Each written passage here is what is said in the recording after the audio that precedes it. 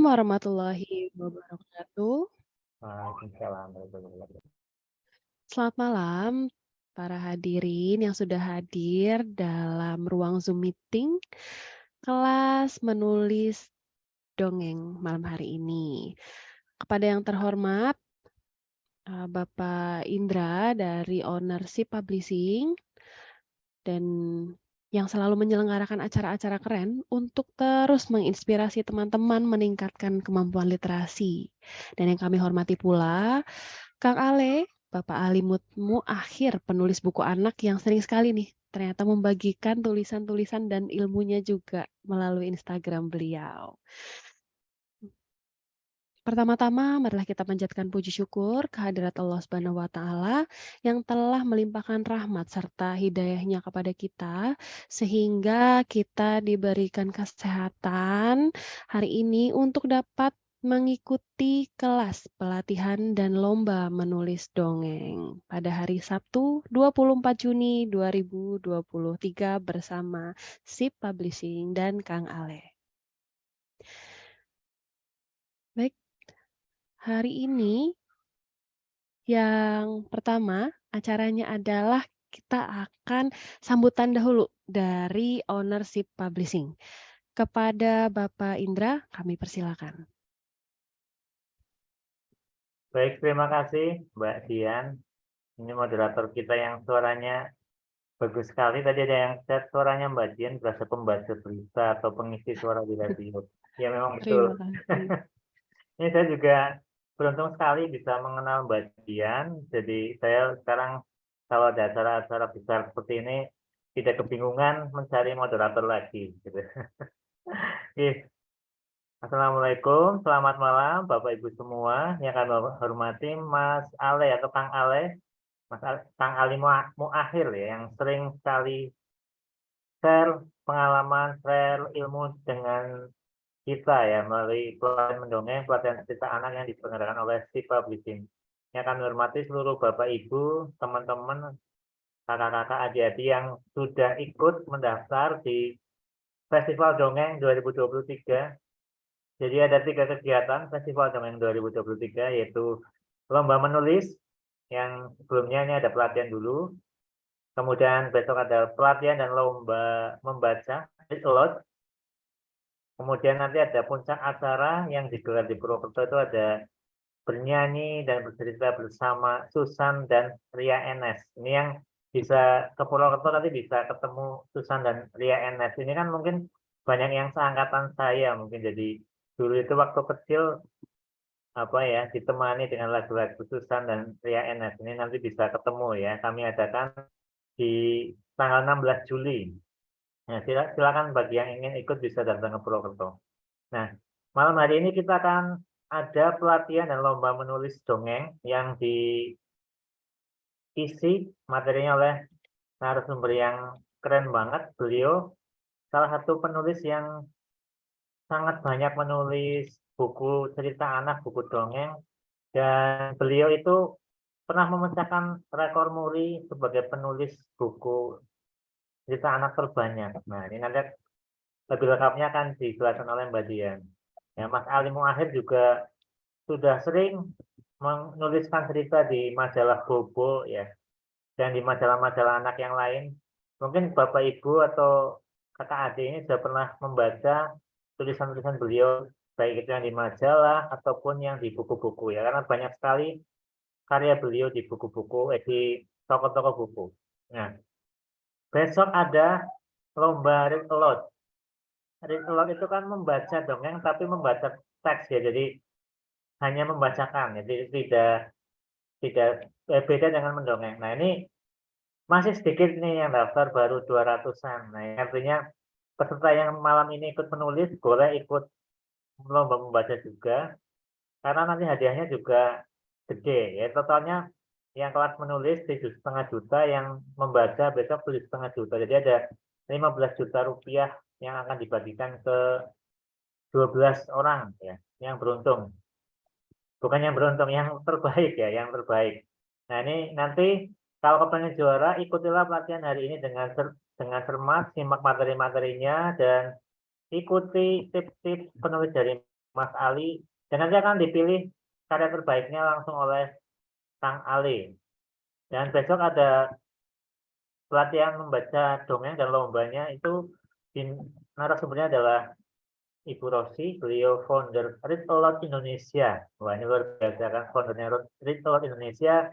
Dan nanti beliau akan memilih apa ya, penampilan-penampilan terbaik dari peserta. Nah, hadiahnya 7,5 juta. Jadi festival dongeng ini totalnya 15 juta rupiah. Dan yang besok ingin mengikuti lagi, nanti bisa mengikuti lomba membaca dongeng, bisa ini ya, bisa mendaftar ke nomor yang ada di flyer. Penilaiannya bagaimana? Besok akan dijelaskan di saat pelatihan, dan kita hari ini fokus untuk mendengarkan dari Mas Ali Muahir yang akan menyampaikan materi tentang dongeng. Silakan simak dengan baik supaya teman-teman bisa menulis dan bisa menang.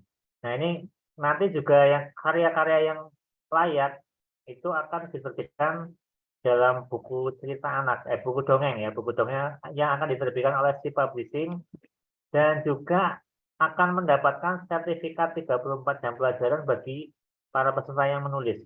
Nah, ini kan biasanya para guru, para ASN ini apa ya, sertifikat ini bermanfaat ya untuk poin atau angka kredit. Jadi ini ternyata tujuan dari konten ini tadi udah dijawab oleh teman-teman. Ada yang pengen mengembangkan ilmu mendongeng, dan juga nanti yang kepengen dapat sertifikat juga nanti bisa ya. Yang penting adalah nanti mengikuti ketentuan yang sudah ditentukan oleh panitia. Nah, ini terima kasih. Ini juga ada peserta dari Jepang nih, tadi yang dapat saya lihat ada dari Jepang. Dan ini ada yang tanya ikutan yang retolog gimana ya, nanti bisa lihat flyer yang ada di IG kami, atau nanti saya share juga di grup kelas menulis. Mungkin dari saya cukup sekian, terima kasih dan selamat mengikuti Festival Dongeng di hari pertama ini dengan materi-materi yang keren dari Mas Ali. Terima kasih, saya kembalikan ke Mbak Dian. Wassalamualaikum warahmatullahi wabarakatuh. Waalaikumsalam warahmatullahi wabarakatuh. Iya, terima kasih Pak Indra untuk sambutannya. Ya benar banget, jadi hari ini tuh nyambung ya sama yang besok ada pelatihan dan lomba menulis dongeng dan besok read aloud. Emang luar biasa sih publishing, dan kemarin itu hari Kamis kalau nggak salah ada kelas menulis puisi. Jadi saya juga ikutan kelasnya kemarin itu pas hari Kamis, karena saya senang ikut kelas-kelasnya si publishing juga. Oke, nah sekarang sebelum kita panggil pematerinya, sebelum kita panggil Kang Ale nih, karena tadi sudah pada menunggu, saya ingin membacakan dahulu kurikulum vitae dari beliau, Kang Alimu Akhir. Sebentar ya, saya izin share screen.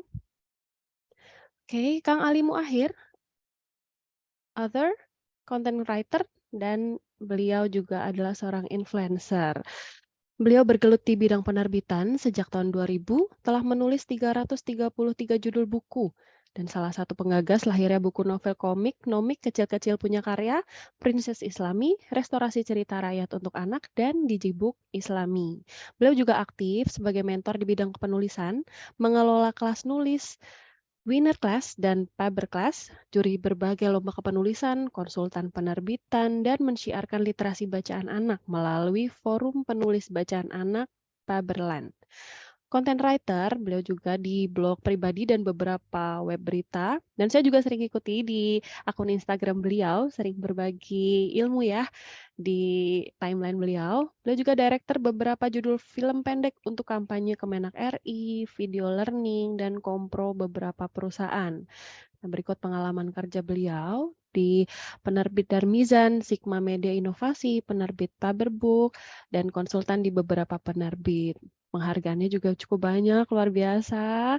Di tahun 2007, 2009, 2010, 2016, 2016 juga dapat lagi, dan tahun 2019 dan 2020. Terakhir nih, terpilih sebagai penulis bahan bacaan literasi GLN Kemendikbud. Pantesan nih Kang Ale dari tadi fansnya banyak yang nungguin.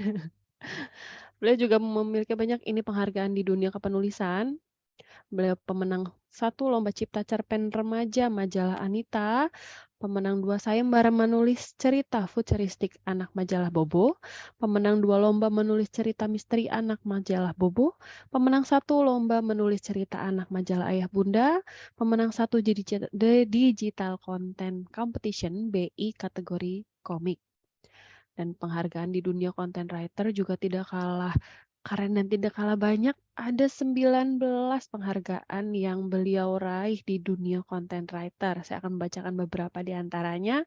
Di tahun 2020, oh ini 20 Instobadi Wisata ke Labuan Bajo. Oh, di tahun 2018, 20 Instobadi Wisata ke Labuan Bajo. 2019 juara 1 kompetisi blog Expander Tones of Real Happiness tahun 2019. Lalu ada lagi nih, beliau juga juara 1 di tahun 2020 blog competition Financial Freedom in Digital Era. Ada lagi 2021 beliau juara 1 kompetisi menulis Berani Wujudkan Mimpi BRI ex HIPWI. Lalu di tahun 2022 beliau peraih hadiah Samber THR 2022 Kompasiana. Luar biasa, banyak sekali penghargaan beliau dan ini dia. Untuk yang ingin kontak-kontak nih dengan Kang Ale, ini dia media sosial dari Kang Ale, ada di @alimuahir. Beliau juga aktif di Twitter, Facebook, LinkedIn, dan beliau juga punya blog di www.alimuahir.com. Oke, biar saya tidak terlalu lama, langsung saja kepada Kang Ale, kami persilakan untuk memberikan materi malam hari ini. Baik, tes. Suara saya kedengaran, Kak Ayu? Kedengeran, Kang? Oke, Ya, manggilnya Kak Dia apa Kak Ayu? Kak Ayu boleh. Oke, Kak Ayu, siap. Baik, Ya, makasih Mas. Makasih banyak Kak Ayu, makasih banyak Mas Indra yang sudah mempercayakan saya untuk nemani teman-teman si publishing, Siper ya. Apa namanya? Fans beratnya Sip, namanya apa Mas Indra? Siper. Sip banget boleh.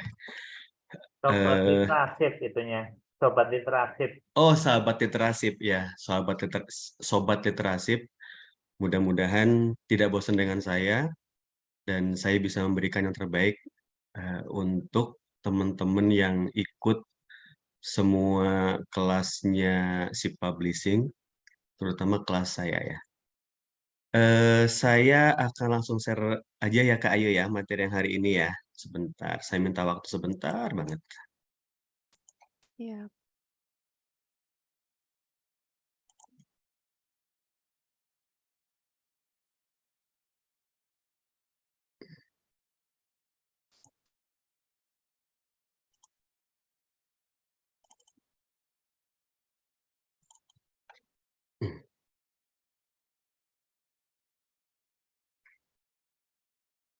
Ya, teman-teman hari ini seperti yang tadi Kak Ayu bilang, hari ini kita akan ngomongin tentang bagaimana menulis dongeng.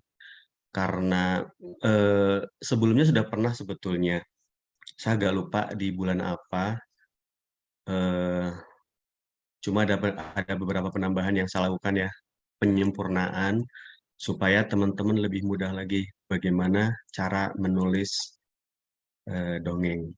Nah, saya ambilnya ini, cara mudah menulis dongeng. Kenapa kemudian saya ambilnya cara mudah? Karena saya biasanya kalau SIP sudah mengadakan event, sudah mengadakan kelas atau workshop atau apapun, yang ikut tidak hanya yang sudah dewasa, Kak Ayu, tapi juga ada anak-anak.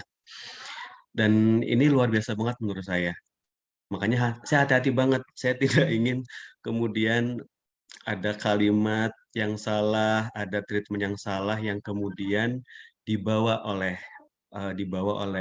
peserta gitu. Baik teman-teman ya, hari ini saya ingin membawakan ini cara mudah menulis dongeng. Ada apa saja di materi ini? Mungkin nanti saya akan lebih senang banyak pertanyaan ya Kak Ayu ya supaya supaya treatmentnya lebih mantap lagi. Ada Oke. 6 teman-teman. Wah, ternyata missing phone ya. Sepertinya missing phone Kak Ayu. Saya ganti aja ya. share dulu, Oh, sayang iya. soalnya. Oke, iya tadi pesertanya tuh ada yang masih kelas 5 SD loh, Kang.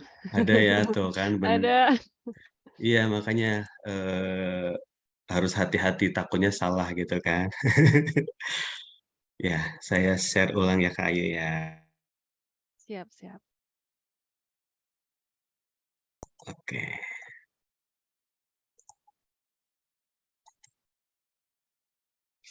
Ya, sorry. Ya ini teman-teman, hari ini saya akan kasih ini cara mudah menulis dongeng.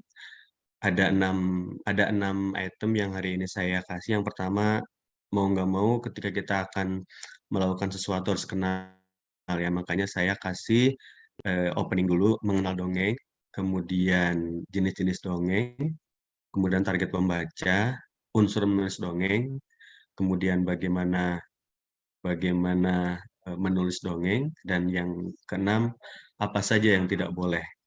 Karena kalau terkait dengan bacaan anak, bagian 6 ini harus selalu dikaitkan, Kak Ayu. Baik, yang pertama kita mengenal dongeng dulu ya teman-teman ya. Apa sih dongeng? Dongeng menurut KBBI adalah cerita yang tidak benar-benar terjadi, terutama tentang kejadian zaman dulu yang aneh-aneh. Ini pengertian dongeng menurut KBBI.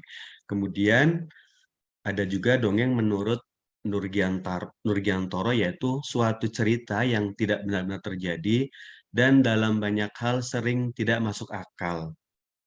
Kemudian ada pengertian lagi dari Agus Trianto, dongeng adalah cerita fantasi sederhana yang tidak benar-benar terjadi dan berfungsi untuk menyampaikan suatu ajaran moral atau mendidik dan hiburan.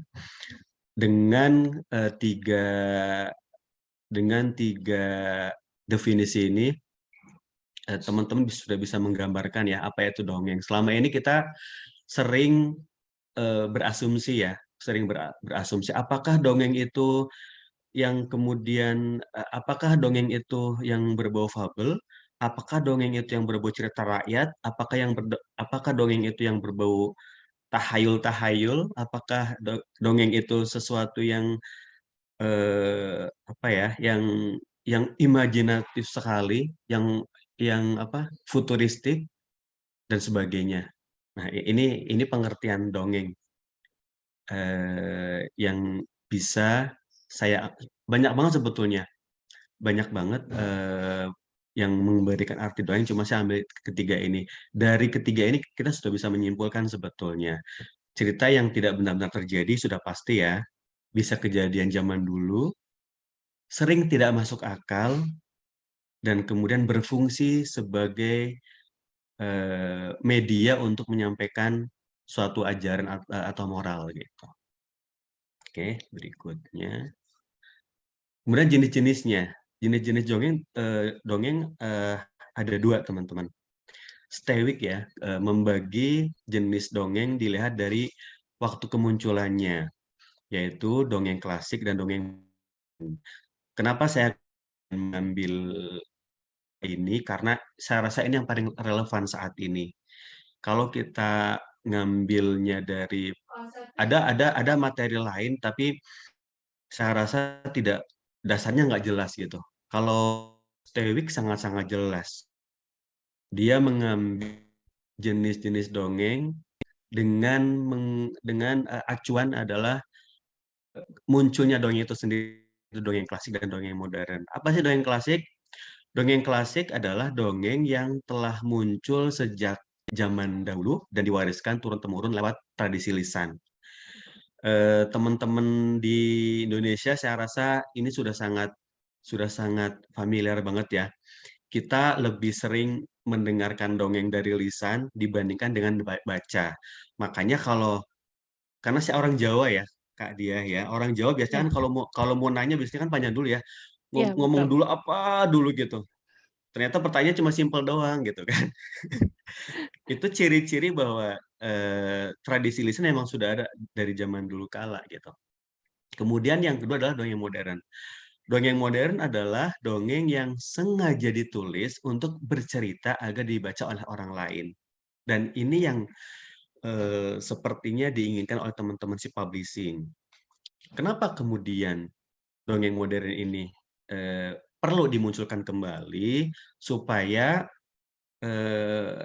kita bisa menulis ulang dongeng klasik dengan cara yang lebih tepat, dengan pesan yang lebih modern, itu bisa banget. Mungkin teman-teman sering ya sering lihat film-film Walt Disney ya, yang Cinderella, Iya, Mermaid Beauty yang terbaru tuh, betul, Kang. Mermaid yang terbaru, Beauty and the Beast itu kan dongeng klasik sebetulnya kan, tapi kemudian di-remake menjadi sesuatu yang baru dan kita bisa seperti itu, bisa banget. Atau kita betul-betul memang bikin sendiri gitu, itu pun nggak masalah. Jadi makin orisinal kan gitu. Ya, jadi ada 2 teman-teman ya, dongeng klasik dan dongeng modern kalau kita melihat dari waktu kemunculannya. Oke, yang berikutnya adalah jenis dongeng ya, jenis dongeng klasik, dongeng yang berkembang di masyarakat secara turun-temurun tanpa mengetahui siapa penciptanya, dongeng yang secara khas anonim, abadi, dan tanpa tempat, biasanya beredar secara lisan di antara orang-orang. Ya, kita tahu lah ya, cerita binatang si Kancil misalnya, Iya atau betul, zaman cerita kita kecil itu. iya, dan cerita si Kancil sempat eee, sempat dibahas oleh salah satu seorang sastrawan dari UI. Beliau bilang, "Dongeng Si Kancil sebetulnya kan tidak tidak mengajarkan kecerdikan sebetulnya, Kak Ayu, tapi mengajarkan kelicikan." Bohongin ya, Kang. Betul, makanya wajar kan, sekarang banyak korupsi gitu, kira-kira seperti itu. Begitu dahsyatnya dongeng sampai mendarah daging itunya, message-nya gitu. Mmm, Cerita jenaka yang mengandung kelucuan seperti Kabayan misalnya kalau di Jawa Barat ya, mungkin juga di Jawa Tengah ada, mungkin juga di Jawa Timur ada. Kemudian ada cerita legenda asal-usul tempat ya, asal-usul, Danau Toba misalnya, asal-usul, Banyuwangi, keren Banyuwangi. kan. Hampir semua tempat di Indonesia itu semua punya legenda. Dan itu harusnya setiap penulis bisa memunculkannya. Bisa bisa dengan cara membaca referensi, kemudian dimatangkan dengan wawancara para sesepuh, kemudian menulis ulang, itu bisa banget. Atau juga cerita mitos yang berhubungan dengan kepercayaan gitu, dengan kepercayaan. Sage ya, cerita yang dongeng yang mengandung unsur sejarah. Kemudian juga ada parabel, cerita yang mengandung unsur tokoh atau pendidikan gitu kan. Dan parabel ini sebetulnya salah satu jenis dongeng yang saat ini sudah mulai punah. Padahal penting banget gitu kan, penting banget menjadi apa ya, menjadi figur dari pembaca kita gitu kan, membaca anak-anak. Supaya anak-anak juga, eee tahu bahwa banyak loh figur-figur di Indonesia yang layak untuk dijadikan panutan gitu, layak Contohnya yang apa sih, Kang, kalau yang parabel ini? eee, biasanya memang orang-orang yang bisa orang sangat terkenal ya, atau orang yang hanya dikenal di daerahnya gitu. Misalnya kalau contoh yang sangat terkenal ya seperti pahlawan-pahlawan kita ya, Diponegoro gitu kan, kemudian Jenderal Sudirman gitu kan. Itu kan kalau kita tidak kalau sejarawan tidak menuliskan sejarahnya, kemudian pendongeng tidak mencoba menulis ulang bagaimana, Jenderal Sudirman belusukan gitu ya, ke hutan dan sebagainya, itu kan kita bisa ungkap sebetulnya. Iya. Kita bisa mengungkap satu sisinya, misalnya bagaimana Jenderal Sudirman bisa bisa hidup di hutan gitu.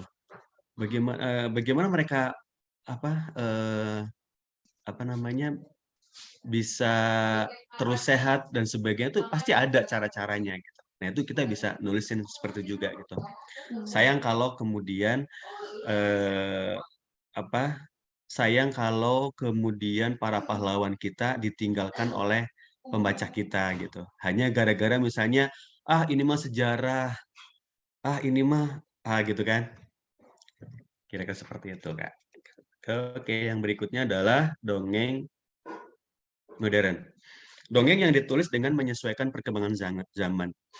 Dongeng modern bisa berupa dongeng baru atau menulis ulang dari dongeng klasik. Tadi saya bilang ya, penulis biasa membagi jenis dongeng modern berdasarkan tokoh dongeng. Ini yang paling mudah ya, Kak Ayu ya. Paling mudah dipahami oleh kita gitu. Mmm, Eh, Mungkin ada nanti yang tidak setuju, nggak masalah juga. Asal ada reasonnya ya, Kak Ayu ya. Asal dari reasonnya. iya. Saya ngambil jenis ini yang mudah dipahami. Pertama, dongeng dengan tokoh realis, orang misalnya ya. Kemudian dongeng dengan tokoh binatang yang biasa kita sebut fabel. Fabel. Kemudian dongeng dengan tokoh tumbuhan. Nggak ada istilahnya sih kalau ini. Kemudian dongeng dengan tokoh benda mati. Mungkin tumbuhan dan benda mati mungkin dibilangnya cerita fantasi lah ya. Walaupun semuanya juga fantasi sebetulnya gitu. Saya juga nggak tahu kenapa yang binatang disebut fabel, yang tumbuhan dan benda Nggak mati punya tidak nama. betul gitu. Mungkin perlu dicari namanya kayaknya Kak Ayu ya. Iya, bisa. Oke ya. Ini teman-teman ya. Jadi mungkin nanti teman-teman silakan bisa nulis dongeng klasik atau bisa nulis dongeng modern atau mix. Kan menarik kan? Gitu. Kemudian setelah kita tahu jenis-jenis dongeng, kita juga mesti tahu target pembacanya. Nah, sebelum-sebelumnya saya selalu membagi jenjang pembaca itu cuma 3, Kak Ayu. Pertama anak-anak TK, yang kedua kelas rendah, kelas 1 sampai kelas 3 SD, yang ketiga kelas tinggi, kelas 4 sampai kelas 6 SD. Itu nggak masalah dipakai, cuma kemudian ada penyesuaian dengan datangnya perjenjangan yang dikeluarkan oleh Kemendikbud. Oh, Jadi sekarang buku bacaan apapun ya, bahan bacaan untuk anak itu ada perjenjangannya. Di antaranya ini Kak Ayu, ada jenjang A, B1, B2, B3, C, D, dan E. Nah, untuk dongeng yang akan kita tulis, ini hanya untuk sampai C saja. oh, Jenjang A adalah jenjang pembaca yang baru pertama kali mengenal buku, yang memerlukan perancah untuk mendampingi anak membaca. Usianya antara 0 sampai 7 tahun. Kemudian ada jenjang B, jenjang pembaca yang memerlukan perancah dan mampu membaca teks berupa kata atau frase dengan kombinasi bunyi huruf, klausa, kalimat sederhana, dan paragraf sederhana. Target pembacanya usia kira-kira ya 6 sampai 8 tahun. Kemudian ada B2, definisinya sama, cuma beda usianya antara 7 sampai 9 tahun.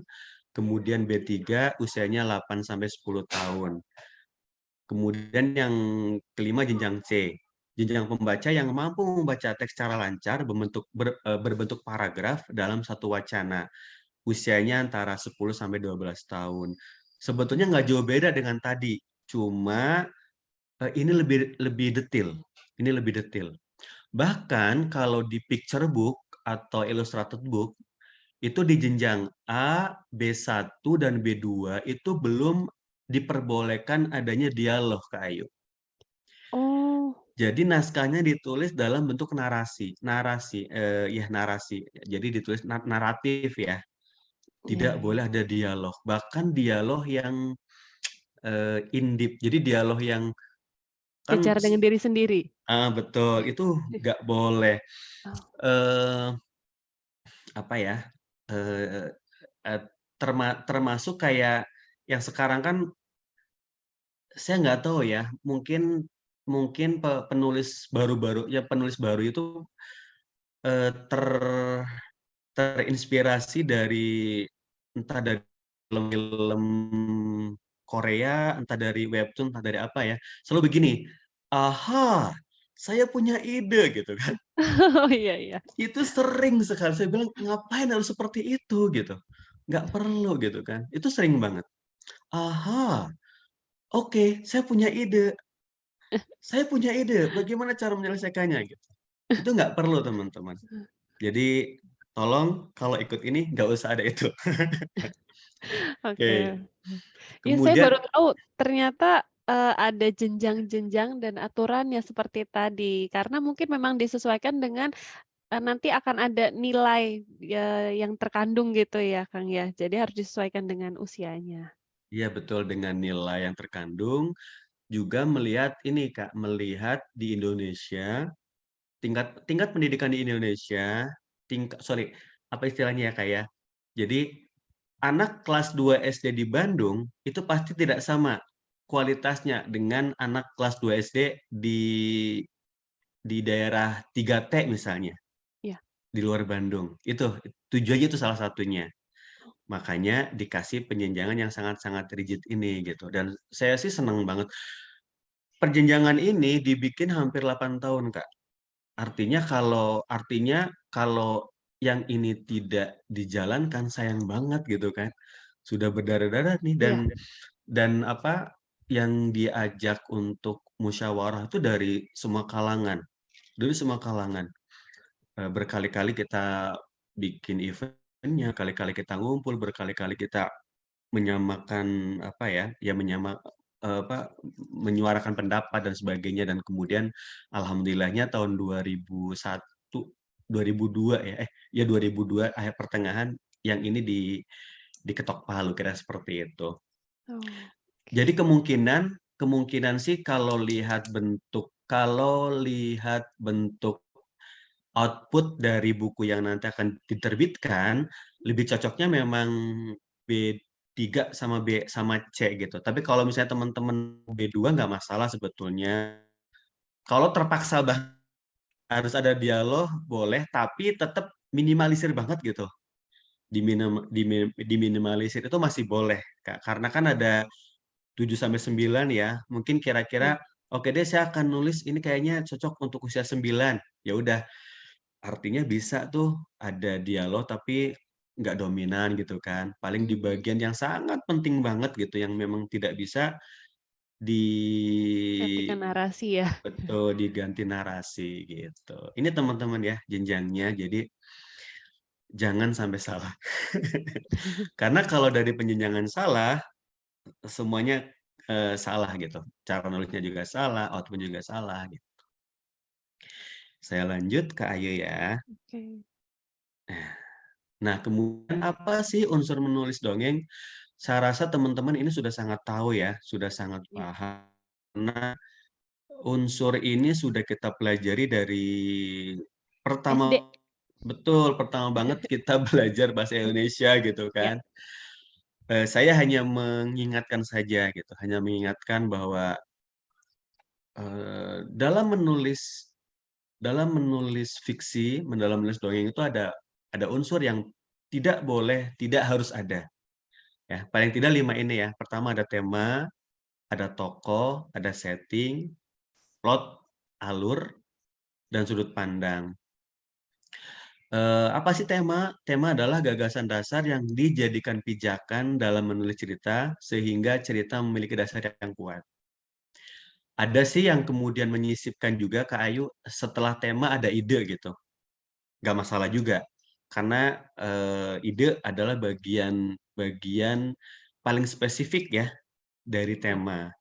Kemudian ada tokoh, pelaku atau aktor yang mengalami peristiwa dalam cerita yang membuat cerita lebih menarik.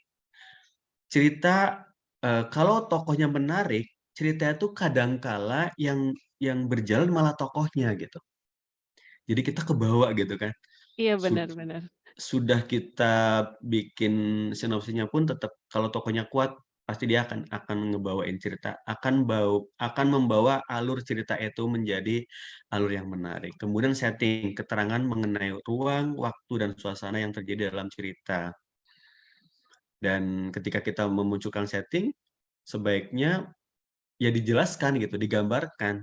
Tidak hanya sekadar misalnya, boleh sih Bandung tahun 2050. Kalau kita ngomong seperti itu saja, eee, anak-anak pasti akan berpersepsi sesuai dengan pengetahuan yang dia punya gitu.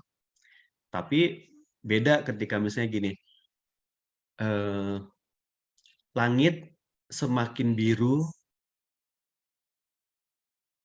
eee, langit semakin biru pada saat Bandung semakin biru di tahun 2000. Nah, itu kan menggambarkan banyak ya, oh biru, oh berarti Bandung kembali lagi nih kayak zaman dulu kala gitu misalnya lah ya. Nah, gitu kira-kira. Kemudian plot atau alur, urutan atau rangkaian peristiwa yang membentuk sebuah cerita. Plot dan alur kadang-kadang teman-teman bingung ya, makanya saya jadiin satu. Sebetulnya sebetulnya memang antara plot dan alur tuh menyatu. Jadi kalau gini, kalau alur mah rel, eh sebentar, kalau plot mah rel, kalau alur itu keretanya. Kira-kira seperti itulah. Dan rel sama kereta kan tidak bisa terpisah kan? Mereka jalan bareng kan? Gitu kira-kira. Baru setelah itu sudut pandang, cara penulis memandang atau menempatkan dirinya dalam sebuah cerita. Ini teman-teman untuk unsur menulis dongeng. Kemudian setelah kita mengetahui informasi, setelah kita kembali mengingat apa itu unsur-unsur mendongeng, baru yang lebih detail lagi adalah bagaimana sih menulis dongeng. Nah ini, sorry. Nah, oke ya. Nah ini yang lebih detail teman-teman. Bagaimana sih menulis dongeng? Yang pertama pasti tentukan tema ya. Contohnya ini saya kasih contoh aja ya teman-teman ya. Dan ini contoh jangan kemudian dijadikan acuan teman-teman. Karena kadang-kadang kalau saya bikin contoh kemudian jadi acuan gitu. Kan salah juga ya Kak Ayu ya. Iya. Jadi ini contoh saja. Contoh tema tentang makanan tradisional Jawa Barat, yaitu oncom gitu. Ini contohnya. Kemudian idenya apa? Yang kedua bikin ide yang paling cemerlang ya, yang bisa kita lakukan. Tadi pagi juga saya ada kelas kayu, ada kelas naskah buku anak. Agak cukup lama ngebahas antara tema, ide dan sinopsis. Contohnya ini ya, kalau temanya di atas, contoh idenya adalah seorang pangeran yang ingin makan oncom, tetapi takut sakit karena selama ini makanannya dibatasi. Kenapa dibatasi? Karena dia seorang pangeran gitu kan. Takut nanti diare mungkin, takut nanti Sakit perut ya. sakit perut dan sebagainya gitu. Padahal anak seorang pengasuhnya suka makan oncom dan dia sehat. Kenapa? Karena oncom mengandung zat yang menyehatkan. Pangeran lalu pelan-pelan makan oncom dan ternyata enak. Terlebih setelah makan oncom, dia sehat-sehat saja. Gitu kan. Ini contoh ide ya. Dan ini contoh baru satu. Masih bisa dieksplorasi lagi gitu. Masih bisa dieksplorasi lagi. Dikembangkan lagi masih bisa ya Kang ya? Masih bisa jadi beberapa ide malah Kak Ayu. Mungkin idenya seorang putri raja bisa aja kan. Atau mungkin kemudian idenya adalah tokohnya binatang juga bisa gitu. Atau tokohnya mungkin anak-anak masa depan, masa lalu, atau mungkin juga tokohnya seorang raksasa juga nggak masalah gitu. Jadi masih sangat banyak banget dari satu ide ya, dari satu tema ya. Dari satu tema tuh bisa banyak banget ide. Oke. Kemudian setelah itu baru tentukan tokoh, setting dan alur atau plot. Contohnya misalnya kalau di atas ya tokohnya seorang pangeran, settingnya di kerajaan, alurnya dinamis.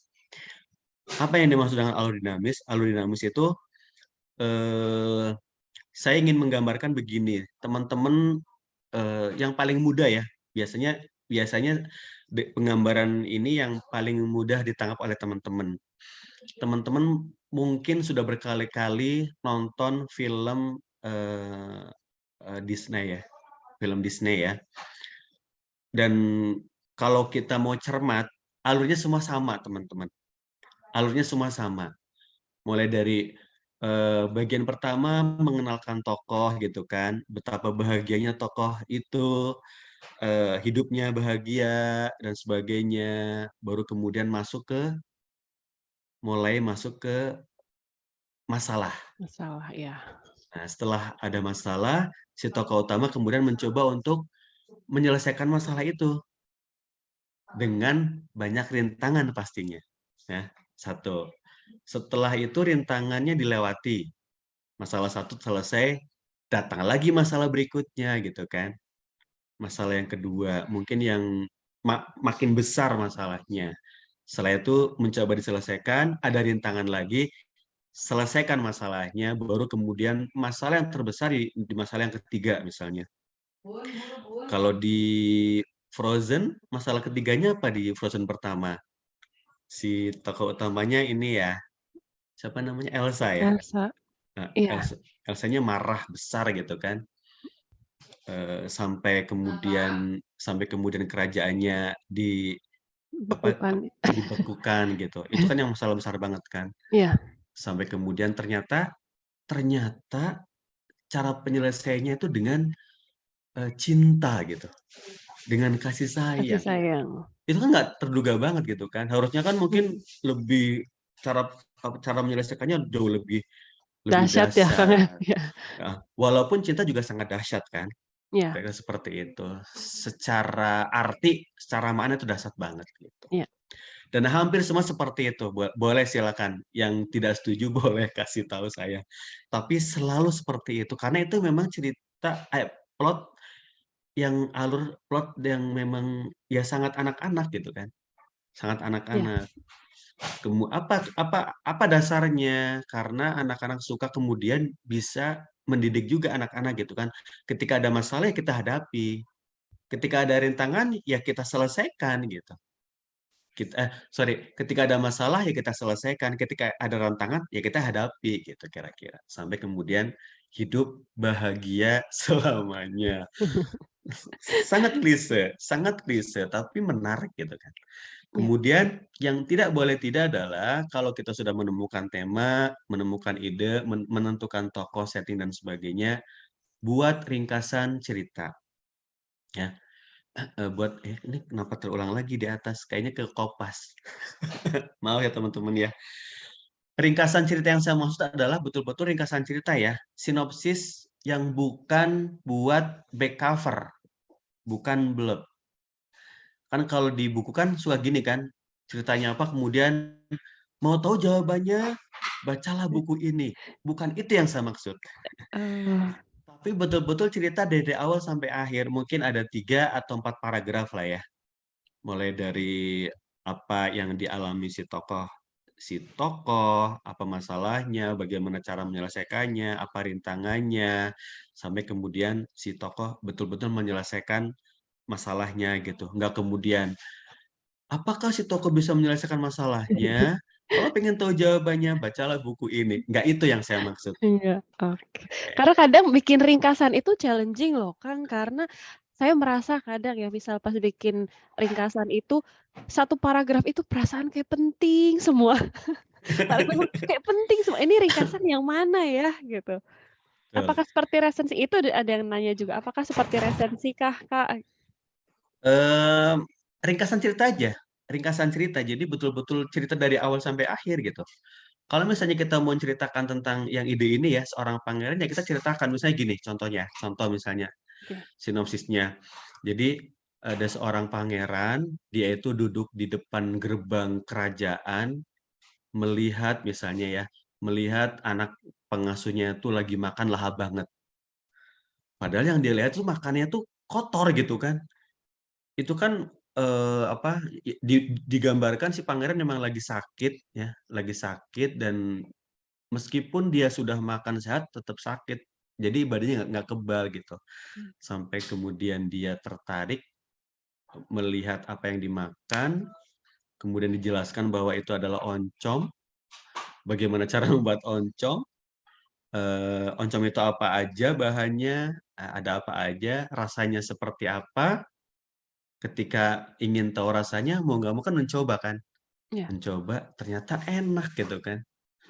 Baru mencoba sedikit, mungkin percobaan pertama masih ragu-ragu, percobaan kedua mulai ngerasain, percobaan ketiga mulai ketagihan, sampai akhirnya dia betul-betul makan nasi oncom dengan sampai habis. Mmm. Mungkin nanti bisa ada twist ya, misalnya tiba-tiba dia batuk misalnya atau apa gitu kan, ternyata batuk bukan karena Oncom. bukan karena oncom, bukan karena sakitnya itu, muncul lagi karena oncom, tapi karena mungkin bisa karena tersedak atau apa gitu, kira seperti itu ya. Itu betul-betul sampai selesai gitu dan si pangeran, senang akhirnya bisa bisa makan sesuatu yang selama ini dilarang misalnya, atau sesuatu yang selama ini nggak boleh sama kerajaan, kira-kira seperti Oh, itu. oke, berarti ringkasan cerita itu kita keep sendiri ya? Maksudnya untuk kita sendiri ya? Iya, Bukan dijadikan untuk depan atau belakang cover tuh tidak bukan. ya? Oke. Untuk jadi acuan cerita, untuk jadi acuan, cerita kita, gitu. Dan Oh. nggak boleh dikasih tahu orang lain, nanti dicontek. Oh, enggak. Oh, iya betul. Tapi biar nggak makin ke sini, makin ke sana, jadi sesuai dengan apa yang sudah kita buat sebagai ringkasan. Betul, jadi ringkasan harus kita patuhi. Kan kadang-kadang gini kan kita kan, apalagi kalau baru pernah nulis nih, Iya. oh tiba-tiba di tengah jalan ada ide apa gitu, Iya. udah gatel aja kan. Itu artinya idenya belum bulet Kak Ayu. Itu Oh, idenya belum bulat, karena masih ada yang mengganjal gitu kan. Atau kalau kita bikin ide, kemudian orang yang baca masih ada pertanyaan, "Ini apa sih maksudnya?" Oh, artinya idenya belum bener gitu. Ide yang kita tawarkan belum bener, oke. gitu Kadang-kadang kira. kita di tengah jalan nemu, aduh pengen dibikin plot twist gini. Nah, nah itu bisa sudah ada di ringkasan cerita tuh, Rangkumannya ya. heeh, di ringkasan cerita tuh udah ada. Jadi kita tinggal nulis aja. Tinggal nulis cerita sampai akhir, dari awal sampai akhir, sampai betul-betul jadi sebuah cerita yang menarik. Gitu Kak Aye ya, Oke. ringkasan cerita. Jadi jangan lagi nanti kalau ada ringkasan cerita, apakah ceritanya berakhir dengan bahagia? Aduh. Oke, berikutnya yang ke-5. Bentar. Sorry. Yang kelima adalah ini, cari opening yang powerful, ya. Bagaimana sih cara mencari opening yang powerful? Bisa kita membuka dengan mengenalkan tokoh. Bisa juga mengangkat setting atau mengetengahkan konflik. Kalau memang tokoh dongeng kita luar biasa hebat, luar biasa, kita boleh membuka dongeng kita dengan tokoh. Contoh misalnya, sering saya kasih contoh sebetulnya si Kak Ayu, mudah-mudahan nggak ini ya, mudah-mudahan nggak bosan ya. Teman-teman Senang-senang. teman-teman yang sering ikut kelasnya mudah-mudahan nggak bosan. Tapi yang pasti gitu, misalnya tokohnya adalah seorang anak raksasa yang senang bermain dengan anak-anak di apa namanya, tetangga rumahnya gitu. Jadi bayangin di tepi hutan ada rumah raksasa, satu-satunya keluarga raksasa, dia punya anak dan anaknya selalu main sama anak-anak di desa itu gitu. Itu kan berbeda kan. Nah, kita bisa Iya. tuh munculin jadi tokoh. Setting, tadi saya bilang, kita bisa juga munculin, opening dengan setting. Langit semakin terlihat biru, eee, langit Bandung semakin terlihat biru dan cerah di tahun 2050 misalnya. Itu kan setting. Bisa juga mengetengahkan konflik, bisa misalnya, eee, anak teriak misalnya, atau benda pecah misalnya, atau, eee, perasaan si tokoh, "Aku kaget melihat aku kaget melihat ada seekor katak yang bisa terbang," misalnya. Misalnya ya, itu kan mengetengahkan konflik. Ada kodok, dia melihat ada kodok bisa terbang gitu misalnya. Itu ya, itu jadi opening bisa mulai dari ini dulu saja, dari tokoh, dari setting, dari mengetengahkan konflik supaya tidak banyak sebetulnya, banyak cara, tapi paling tidak 3 ini bisa dipakai. Kemudian cari ending yang bergema. Ending yang bergema itu ending yang relevan dengan konflik, tidak terduga dan selalu diingat. Biasanya kita akan mengingat suatu cerita itu kalau endingnya itu, berbeda kan, endingnya itu selalu kita ingat gitu. Nah itu jadi salah satu contoh, oh berarti ceritanya menarik, ceritanya bagus gitu, ceritanya, ya karena diingatnya tuh karena apa? Karena endingnya bergema, ada Ya. ada suaranya gitu, ada echonya kira-kira gitulah. Kemudian lakukan self editing. Ini penting teman-teman ya. Setelah kita menulis, biarkan beberapa saat lalu lakukan self editing. Ketika kita melakukan self editing bukan berarti kita tahu editor tahu mengedit ya. Paling tidak kita bisa mengedit gini, tokohnya sudah benar belum ya? Endingnya setting sudah sesuai dengan yang kita harapkan belum? Alurnya kira-kira sudah menarik apa belum? Lebih ke sana. Paling tiga hal itu. Tokoh misalnya, ini saya lagi ngomongin tokoh seorang pangeran yang hidup di Parahyangan misalnya. Tapi kenapa tiba-tiba ngomongnya "lu gue" gitu kan, Nggak cocok. misalnya. Nggak cocok. Yang "lu gue"-nya diganti gitu kan, diganti dengan bahasa Sunda misalnya. Itu contoh yang paling simpel. Misalnya, kemudian setting, "Loh, di Bandung kenapa ada Monas?" misalnya. Monas kan di Jakarta, bukan di Bandung. Nah, kita gantilah, oh ternyata di Bandung bukan Monas, tapi ada gedung sate kan gitu kan. Iya. Jadi lebih ke sana, lebih ke hal-hal yang kemudian tidak relevan ada di karya kita gitu. Setelah itu baru ya melakukan apa alur tadi, apakah alurnya membosankan, apakah alurnya sudah pas, apakah alurnya sudah membuat anak-anak bahagia gitu lah kira-kira. Ya. Nah, Kang, dipotong sedikit nih, Kang. Ini Oke, ada yang bertanya, jika endingnya tak terduga, apakah harus selalu relevan dengan konflik? harus. Maksudnya gini, maksudnya relevan tuh gini Kak Ayu, eee, sekali lagi saya kasih contoh yang paling mudah ya. Iya, Orang jatuh cinta sekarang kalau ending-nya bunuh diri, itu konyol apa menarik Kak Ayu? konyol. Konyol kan? Iya. Nah itu yang saya maksud relevan tuh kayak gitu. Kalau orang jatuh cinta, kalau orang putus cinta ya ya udah cari yang lain kan gitu kan? Iya, move on. Gitu, move on. Jadi kalau zaman dulu mungkin masih relevan ya. Iya. Kalau sekarang nggak relevan. Itu yang saya maksud. Jadi sesuai dengan kadarnya, tidak berlebihan juga tidak kurang gitu. Oke, terus ending yang tadi ada pertanyaan, ending yang bergema seperti apa? Mungkin seperti ini, Kang, misal dalam dongeng apakah semua harus, bergema happy ending ataukah bisa dengan ending yang membagongkan itu seperti apa sih bahasanya anak zaman now itu? Eh, nggak masalah kan gini. Ini pilihan sebetulnya Kak Ayu. Ini pilihan. Kita pengen bikin karya yang seperti apa gitu. Nggak masalah kalau mau endingnya sedih, mau endingnya happy itu nggak masalah. Kalau saya lebih senang memang membikin ending tuh, saya nyebutnya special ending, Kak Ayu. Jadi Apa misalnya itu? gini jadi misalnya gini, dalam cerita itu ketika saat-saat ending mungkin di 3 paragraf terakhir lah ya, pembaca kita bawa misalnya seolah-olah ending-nya akan sedih nih, akan sedih. Oh, Ternyata di paragraf terakhir tidak sedih, ketawa gitu misalnya.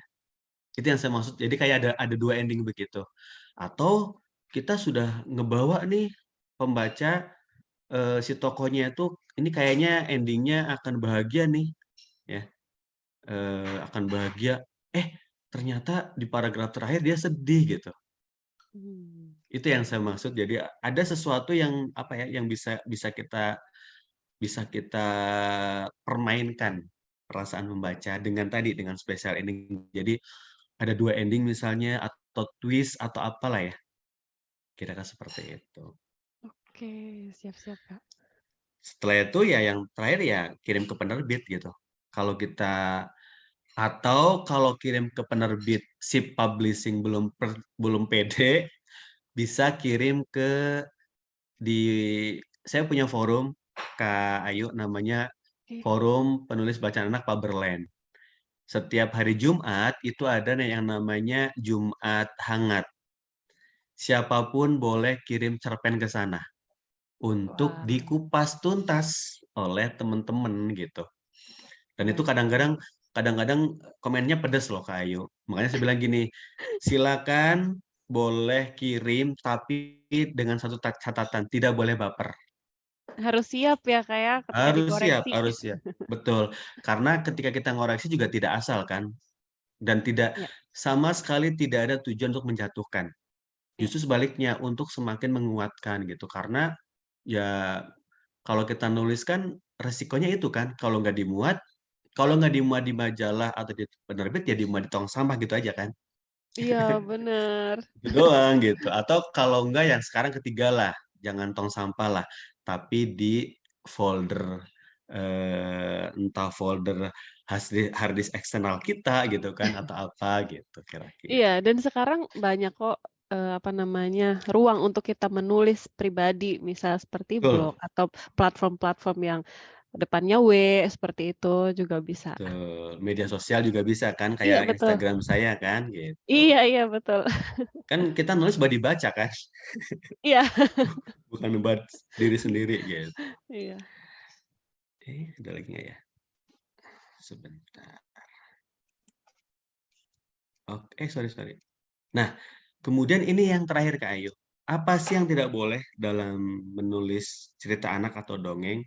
Yang pertama adalah menyinggung sara. Jadi Ya, suku, agama, ras, dan antar golongan. Ini kayaknya memang kecuali gini ya, kecuali kita memang mau ngomongin agama. Tapi kan ini positif kan? iya, Kita mau ngomongin suku, tapi yang positif kan begitu. Bukan kemudian malah apa eh, malah membuat masalah.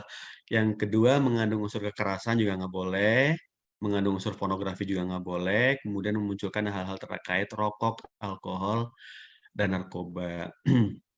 Termasuk kan gini ya, kalau misalnya kita nulis cerita rakyat, gini, kalau kita baca cerita rakyat, sebetulnya itu hampir kebanyakan bukan buat anak-anak kayu, tapi mmm, orang umum. Makanya salah tuh kalau misalnya ada cerita rakyat main ditulis kemudian diterbitkan untuk anak-anak, nggak kayak gitu. Tapi oke. ada caranya, kita harus mengkurasi terlebih dahulu apakah ceritanya relevan dengan anak-anak apa tidak gitu. Kalau kemudian relevan seperti apa, kalau tidak seperti apa. Mmm, Gitu Kak Ayu. iya, Oke, bener banget ya. Karena memang nah, buat anak-anak kita harus lebih berhati-hati ya, Kang, ya. betul, harus hati-hati banget. Apalagi kalau cerita rakyat kita kan yang notabene kita mantan negara kerajaan ya, yang banyak Iya. klinik, banyak apapun lah ya. Iya, Nah, betul. gitu. Jadi harus hati-hati. Next. Oke. Terima kasih Kak Ayu, semoga mudah dipahami dan dipraktekkan. Terima Wah. kasih. Assalamualaikum warahmatullahi wabarakatuh. Waalaikumsalam warahmatullahi wabarakatuh. Keren sekali materi dari Kang Ale, pantesan dari tadi ditunggu-tunggu kan. Ternyata materinya Amin. daging semua untuk teman-teman di sini, termasuk saya nih. Saya juga suka nulis, tapi dari kemarin-kemarin memang, gabung bikin antologi bersama teman-teman. Hmm. Ini saya lihat dulu rundown-nya nih, sampai jam berapa nih, Kang Ale nih masih ada waktu. Bolehlah kita diskusi dan tanya jawab sampai jam 21.20. Oke, kita masih punya sekitar 40 menit ke depan untuk tanya jawab. Ini mau langsung open mic aja atau oke, oke. Saya akan membacakan satu pertanyaan dulu di kolom komentar, kemudian saya akan memberikan kesempatan untuk teman-teman yang sudah raise hand. Sebentar ya. Saya akan pilih salah satu pertanyaan yang menurut saya relate dengan materi hari ini dan menarik. Sebentar, kasih saya waktu mungkin 10 detik.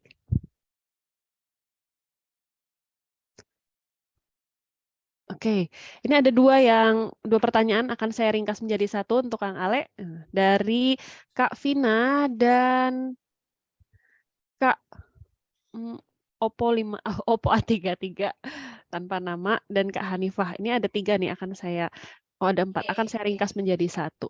Ini hubungannya dengan kekerasan. Kak, gimana kalau misal mau menulis tentang pencegahan kekerasan, tapi kan nggak boleh menyinggung kekerasan, dan kadang ada kata-kata kasar, penggunaan kata, mohon maaf, tanda kutip, goblok, apakah tidak apa-apa, lalu ada unsur benda tajam, dan ada tentang budaya penguburan. Apakah boleh menyinggung kematian ya, Kang? Jadi kan tadi hubungannya semuanya dengan kekerasan ya, ada tentang kematian, ada salah satu kata kasar, ada yang menyinggung benda tajam. Mungkin di sini maksudnya teman-teman adalah batasannya seperti apa sih, Kang, gitu, untuk menulis cerita untuk anak-anak tadi mungkin golongan B dan C ya, B berapa dan C tadi. Silakan Kang Ale. Oke, baik. Terima kasih Kak Ayu. Teman-teman, Oke. ini memang tantangan banget ya. Challenging banget lah buat teman-teman penulis. Kalau kita nulis cerita anak, apalagi misalnya sekarang ini lagi zaman GLN ya, Gerakan Literasi Betul. Nasional, dan Ya. kayaknya teman-teman hari ini pada ke Jakarta untuk kumpul, terutama yang kemarin menang ya di GLN. Oke. Jadi, kalau kita nulis cerita anak, bahkan ketika kita ngomongin pembulian, kita ngomongin tentang pembulian ya, Ya. nggak boleh sama sekali ada kata-kata kasar, Kak Ayu. Nggak Nah, boleh, oke, catat. baik baik baik secara lisan ataupun secara sorry, baik baik dalam bentuk narasi ataupun dalam bentuk dialog, apalagi dialog. Pun dalam bentuk visual, itu nggak boleh. Bagaimana caranya kemudian kita bisa ambil kok misalnya nih, kita bisa bisa ambil, praknya atau paskanya. Oh, Contoh gini misalnya, ada seorang anak, dia itu, selama ini dibully nih misalnya di sekolahnya ya. Ini cerita iya. yang simpel aja sih, nggak aneh-aneh banget. Ada seorang anak, dia itu selalu dibully di sekolahnya, hingga kemudian dia nggak mau sekolah. Kenapa nggak mau sekolah gitu kan? Asalnya dia bisa jadi nggak cerita gitu kan. Baru cerita ketika orang tuanya baru tahu ketika temannya cerita kalau dia di sekolah selalu dibully. Mmm, Itu yang diceritakan gitu. bukan detail Bu kejadiannya ya, Kang, ya? bukan di tengah kejadiannya, bukan seperti film-film Korea kira-kira kayak gitu. Korea kan jahat banget ya kalau pembulian ya, dan memang nggak Iya, cocok iya, sebetulnya gitu. betul. Atau paskanya gitu, itu tadi paskanya ya? Pasca misalnya, eee, dia pulang dari sekolahnya lebam-lebam atau apa, baru kemudian terungkap bahwa, oh dia ternyata kena bully. Ya itu yang kita ceritakan, jangan jangan kemudian, eee, proses pemukulannya gitu, proses Mmm, apa. Saya pernah nulis seperti itu, Kak Ayu, tapi karena memang saat itu, diminta dimunculkan, tapi itu cuma satu scene aja, sangat-sangat mungkin cuma satu atau 2 paragraf. Tapi itu karena diminta oleh redakturnya untuk dia bilang ini untuk menggambarkan suasana supaya ending-nya itu lebih nendang. Dia bilang seperti itu.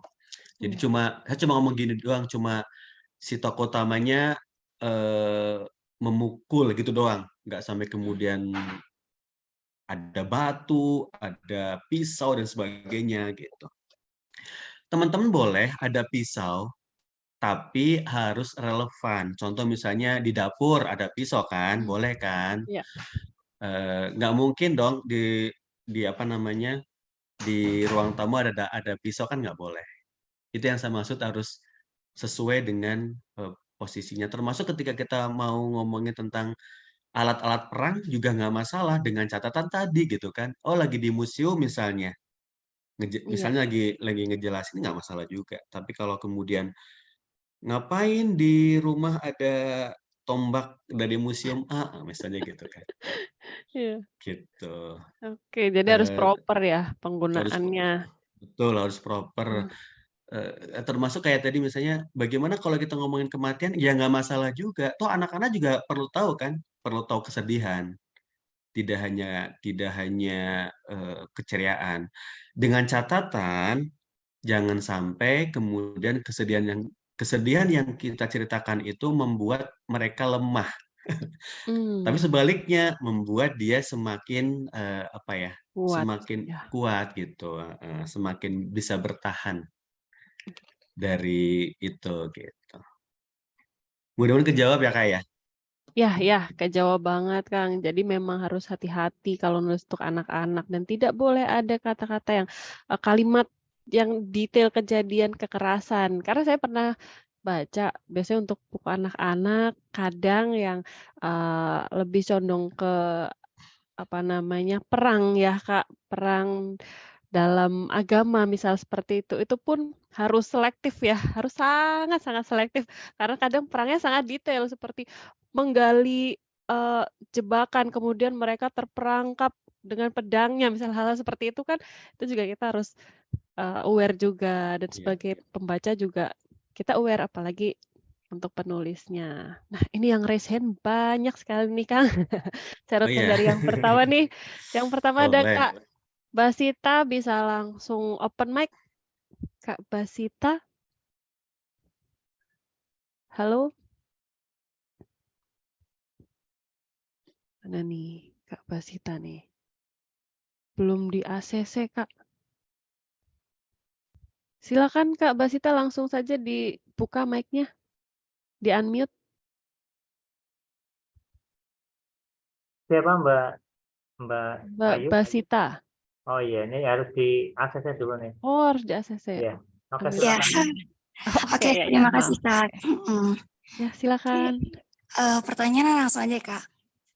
Kan aku belum pernah nulis sama sekali, tapi aku cukup tertarik sama dongeng ini. Nah, tadi aku masih rada bingung sama unsur relevan. Apakah relevan ini hanya digunakan untuk ending atau kerelevansian ini digunakan juga untuk tokoh? Karena beberapa kali aku bacain buku cerita Kak Deko, Fabel gitu ya. Di situ aku pernah nemuin suatu kejadian bahwa Kukang menjadi pemain sirkus. Yang dimana aku ngerasa, oh ya itu cukup kontradiktif gitu. Ketika Kukang bermain sirkus dan dia main yang api yang muter-muter kayak gitu kan. Dan itu pun masuk logika adikku gitu. Adikku malah bertanya, Kak bukannya Kukang itu hewan yang lambat, kata kayak gitu. Nah di situ aku juga lumayan ini sih. Makanya pas tadi dengar kakak, lumayan bingung di situ. Di satu sisi kita harus menunjukkan ibaratnya imajinatifnya, tapi di satu sisi apakah kita juga harus relevan membuktikan bahwa kenyataannya Kukang emang hewan yang lambat gitu sih Kak. Terima kasih. Oh, terima kasih Kak Basita. Hubungannya nanti sama riset juga ya, Kang Ali ya. Ya, mangga Kang Ali. Betul. Makasih pertanyaannya keren banget. Ya, sebaiknya memang relevan juga tokohnya, Kak. Supaya tadi meyakinkan gitu ya. Jadi membaca kita betul-betul yakin gitu. Masa Kukang main sirkus? Bisa aja sih Kukang main sirkus mungkin ya, mungkin kerjanya adalah membawa balon yang sangat besar banget gitu kan, dengan jalan pelan-pelan gitu kira-kira. Ya, saya sangat setuju banget Kak, apa, Kak Asita tadi ya? Kak Asita betul ya? Yang udah tanya. Jadi harus relevan. Jadi nggak usah bingung. Semakin unsur-unsur dalam cerita semakin relevan, itu semakin kuat. Tadi juga ada yang tanya tuh, Kak. Tadi siang ya ada yang tanya, Ya. tentang jadi ceritanya ada seorang anak, dia tuh namanya Bakung. Dia tuh dibully karena namanya Bakung.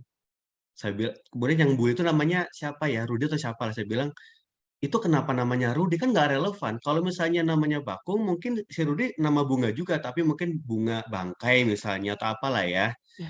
Iya. Supaya kemudian makin bakung itu kan, seperti bunga lili ya, bunga lili, bunga itulah kira-kira itu saya seperti itu. Ditambah lagi gurunya namanya Dahlia, makin jelas kan. Iya. Jadi makin relevan gitu, Kak. Tokoh semakin relevan dengan ceritanya semakin menarik. Karena saya selalu ketika bahkan kalau saya bikin tulisan cerpen misalnya, cerpen realis, ketika saya ingin tokohnya itu seorang anak perempuan yang pemberani misalnya, saya sampai cari nama, Kak. Cari nama Oh, perempuan pemberani. Kan banyak ya. banget tuh artinya kan. Kita bisa ambil dari India, dari Jepang, dari apapun gitu. Sampai ke sana gitu risetnya. Untuk membuktikan bahwa ya cerita itu betul-betul ada gitu. Adain. Gitu Kak Iya Ayu. iya. Hmm. Oh iya, benar-benar keren keren keren. Terima kasih pertanyaannya Kak Basita dan Kang Ali untuk jawabannya. Nah, oke, saya tuh bingung nih yang mana ya? Ini tadi ada yang angkat tangan terus Kak di depan kamera Kak. Kayak Realme C21Y. Biar nggak capek silakan Kak, bisa open mic. Oke.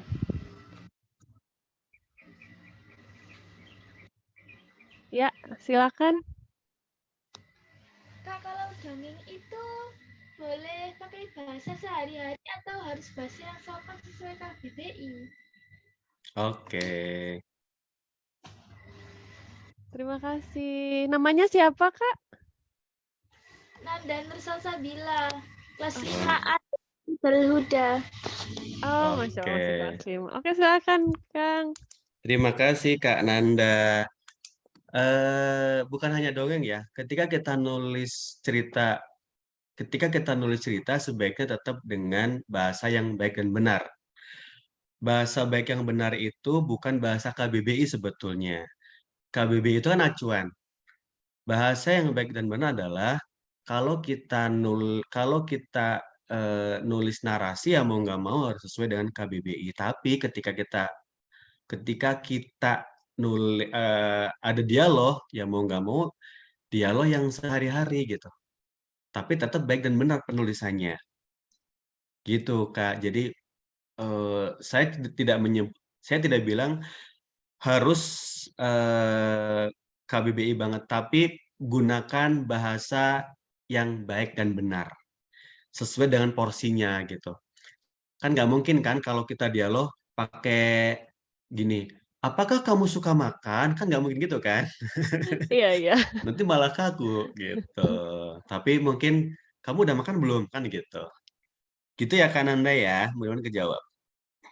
Ya, terima kasih Kak Nanda untuk pertanyaannya dan Kang Ali untuk jawabannya. Lanjut pertanyaan berikutnya dari Kak Heti Nurhayati. Oke, silakan Kak. Ya. Assalamualaikum warahmatullahi wabarakatuh. Waalaikumsalam Waalaikumsalam warahmatullahi warahmatullahi Kedengaran ya, wabarakatuh. Kak? Kedengeran. Kedengaran. Ya. Ya maaf saya telat tadi tidak menyimak dari pertama, tapi mudah-mudahan ini nyambung pertanyaannya. Saya baru paham juga ya ternyata di dongeng itu ada dongeng lama dan dongeng zaman now ya. Saya juga terheran tadi ketika Kang Ali ya, Kang Ali menyebutkan bahwa dongeng itu tadi disebutkan contohnya seperti pangeran itu makan oncom. Nah, di luar dugaan saya ternyata membuat dongeng itu tidak sulit juga ya, berarti gitu. Kesimpulan saya dikira saya menulis dongeng itu yang seperti tadi mungkin saya masih bercenderung atau berpikiran masih kuno ya, masih zaman dulu gitu. Jadi seolah-olah dongeng itu harus melulu tentang masalah masalah tentang seperti contohnya tadi pangeran atau tentang binatang yang kayak gitu ya Pak, yang saya pernah baca. Nah, hal seperti kancil. Nah itulah yang dongeng-dongengnya saya ternyata bisa dikemas juga ya zaman sekarang itu dongeng itu. Nah, yang jadi pertanyaan saya, bagaimana Pak bagaimana pesan yang disampaikan dalam dongeng, apakah harus selalu endingnya itu harus selalu mendidik atau tidak gitu di dalam dongeng, pesan yang disampaikannya itu gitu, ada unsur pesannya itu. Nah itu. Terus yang keduanya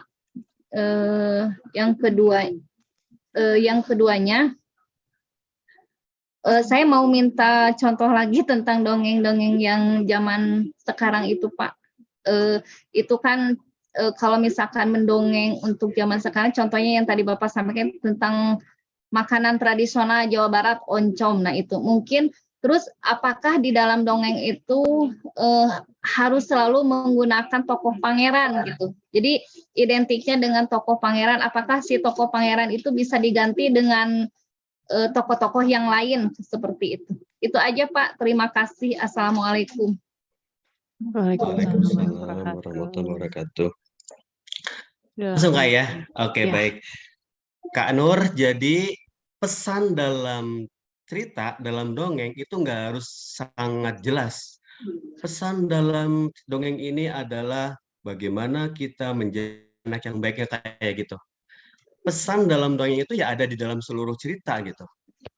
Si tokoh juga bisa berperan sebagai pembawa pesan. Tingkah laku si tokoh maksudnya ya bisa jadi pesan.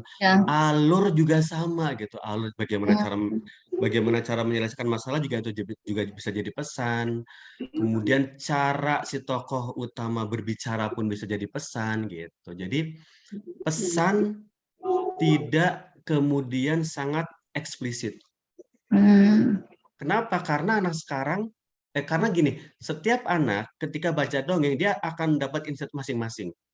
Ada anak yang misalnya, oh dia suka pangeran, oh dia akan lebih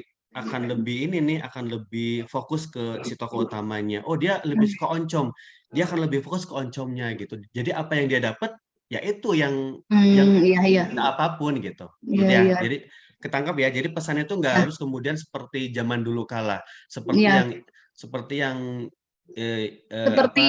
seperti tokoh yang kancil itu yang kejujuran kayak gitu ya. Dari keseluruhan cerita itu kan menggambarkan tentang kejujuran. Iya betul gitu. Kemudian tentang contoh banyak banget contoh banyak banget kita bisa googling aja contoh dongeng modern itu banyak banget. Saya tidak bisa memberikan contoh satu persatu ya karena pasti tokoh juga sama, tokoh bisa apapun, nggak harus pangeran. Bisa pensil, bisa HP, bisa binatang, bisa apapun gitu kan. Kalaupun saya nyebutin pangeran karena ini contoh aja sebetulnya sih. Iya. Gitu Kak, benar ketangkap ya? Siap Pak, siap kali hatur nuhun. Sami-sami. Oke, selanjutnya nih tadi yang raise hand siapa tadi? Bentar. Kak Siti Nurlela. Silakan Kak. Assalamualaikum warahmatullahi wabarakatuh. Waalaikumsalam warahmatullahi wabarakatuh. Tadi saya mendengarkan tentang kalau nggak salah ada dongeng tentang temanya itu sejarah gitu. Nah kebetulan saya ini guru sejarah dan memang sekarang itu sangat mengkhawatirkan gitu karena sejarah itu dianggap sebagai mata pelajaran yang sangat membosankan lah ya, terkadang gitu suka seperti itu gitu. Nah saya itu ingin mengangkat melalui dongeng ini gitu tema-tema dari sejarah, misalkan dari agresi militer atau misalkan dari peristiwa-peristiwa perang kemerdekaan. Cuma di sini karena tadi suka dianggap membosankan nih, bagaimana caranya supaya cerita ini menjadi menarik gitu ya. Kemudian di sini apakah kalau misalkan dongeng itu harus selalu tidak masuk akal gitu ya. Sementara kan kalau di sejarah itu harus sesuai dengan fakta gitu. Nah, mohon penjelasannya dari Kang Ali. Assalamualaikum warahmatullahi wabarakatuh. Waalaikumsalam warahmatullahi wabarakatuh. Ibu siapa Kak tadi Kak? Bu guru sejarah ya? Bu Nur Laila. Bu Nur guru sejarah apa Bu Nur? Sejarah. Guru sejarah? Bukan Bu Nur ya? Oke baik. Bu Siti Nurlela. Bu Siti Nurlela. Bagaimana sih membuat membuat menulis cerita yang menarik. Tadi itu dari awal sampai akhir saya kasih tip nih Bu nih, bagaimana menulis cerita yang menarik. Oke, saya ingin contoh, ingin kasih gambaran. Pernah lihat film ini nggak, Serangan Fajar, Bu? Ibu masih on cam? Masih. Ibu masih on mic-nya masih nyala? Iya, pernah Pak, pernah. Pernah kan? Iya. Ibu di film itu apa yang paling Ibu ingat? Kalau Tokoh tidak siapa yang paling salah Ibu itu ingat? yang si Temon itu. Nah, itu dia, Bu. Artinya kita bisa memunculkan tokoh rekaan, Bu, walaupun di dalam sejarah nggak ada. Iya. Gitu ya. Jadi misalnya nih, oke deh kita mau ngomongin tentang tadi balik lagi ke Jenderal Sudirman misalnya. Kita bikin tokoh nih, ada seorang anak misalnya yang dia memang kemana-mana suka ikut misalnya ya, contoh itu bisa kita jadikan salah satu tokoh di cerita itu gitu. Kemudian apakah masuk akal? Setiap cerita itu punya logikanya masing-masing, Bu. Punya logikanya masing-masing. Kan gini, kita menghadirkan cerita karena kadang-kadang di dunia nggak ada gitu kan, di dunia lagi. Di kehidupan nyata nggak ada gitu kan, makanya dihadirkan dalam bentuk cerita. Kan begitu sebetulnya konsep awalnya. Nah, bagaimana kemudian, tantangannya adalah bagaimana kemudian cerita yang kita tulis ini jadi logis. Itu sebetulnya, Bu. Iya. Ketangkep ya Bu ya. Bagaimana biar Iya. logis? Bagaimana biar logis? Ya ada reason gitu kan, ada reasonnya gitu kan. Ada reason yang meyakinkan bahwa oh iya, kenapa sih dia kenapa sih dia nggak mau makan oncom misalnya kalau di cerita ini ya. Kenapa sih dia nggak mau makan oncom? Karena dia memang seorang pangeran yang memang dijaga banget, nggak boleh makan gitu. Itu kan jelas reasonnya Bu. Beda kalau misalnya gini, kenapa sih pangerannya nggak makan oncom? Karena nggak suka. Nggak suka itu anak-anak nggak paham, Bu. Anak-anak nggak paham. Karena rasa. Beda kalau misalnya nggak boleh makan karena dilarang. Karena kalau makan sakit. Karena kalau makan, nah gitu lah kira-kira. Jadi reasonnya jelas ya Bu ya. Ketangkap ya Bu ya. Terima kasih. Oke, terima kasih Kang Ali. Kita lanjut nih. Tinggal 10 menit tapi masih banyak yang angkat tangan. Oke, Kak Almuna, Ibu Guru kayaknya nih. Ibu Almuna SPD. Silakan Ibu.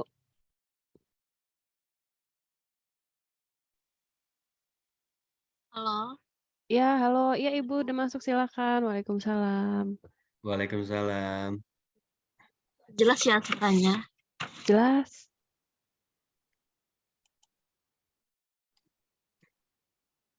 Di sini kan saya sebelumnya perkenalkan, nama saya Almuna. Saya seorang guru kelas 1 SD.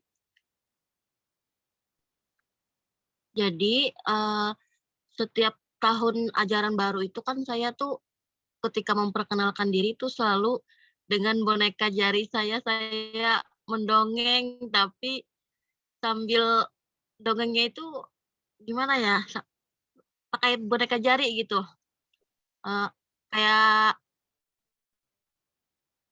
berimajinasi aja gitu. Terus pertanyaannya apa, Bu? Saya itu mau cari ide-ide, misalkan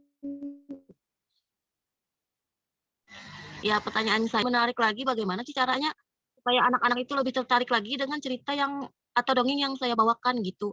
Apakah dari ekspresi atau apa gitu, ataukah dari ceritanya gitu, ataukah dari yang bisa dilihat dari benda atau di sekitarnya itu bisa nggak diangkat dongeng gitu, benda yang ada di dalam kelas tersebut, seperti itu.